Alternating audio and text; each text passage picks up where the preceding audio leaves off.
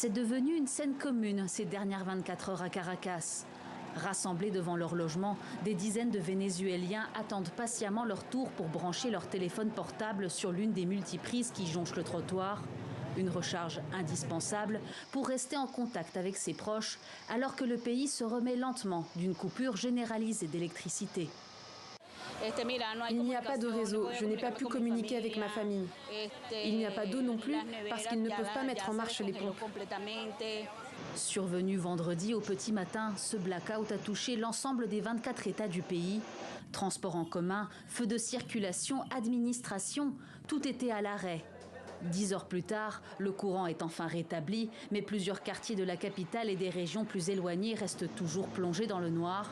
Les raisons de cette coupure restent encore indéterminées, mais pour les habitants, le mauvais entretien du réseau en est la cause. Je ne suis pas surpris par cette panne, car ici nous souffrons depuis longtemps d'un manque d'entretien de nos installations électriques. Depuis le début, je ne suis pas surpris car on disait déjà que le Venezuela était au bord d'une panne d'électricité nationale. Nicolás Maduro est confortablement assis dans sa résidence de Miraflores. Ce qui paie le prix, ce sont les entreprises, les clients, les foyers. Quand le courant reviendra, tous nos appareils seront endommagés. Cette panne générale intervient en pleine crise électorale et répression violente.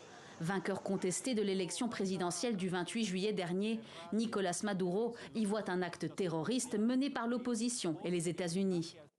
C'est une attaque pleine de vengeance, de haine, qui vient des courants fascistes qui s'appuient sur des secteurs politiques prétendant être l'opposition. Le pays connaît régulièrement des pannes de courant et des délestages localisés. Les Vénézuéliens gardent encore un vif souvenir d'un blackout de grande envergure qui avait duré 5 jours en mars 2019.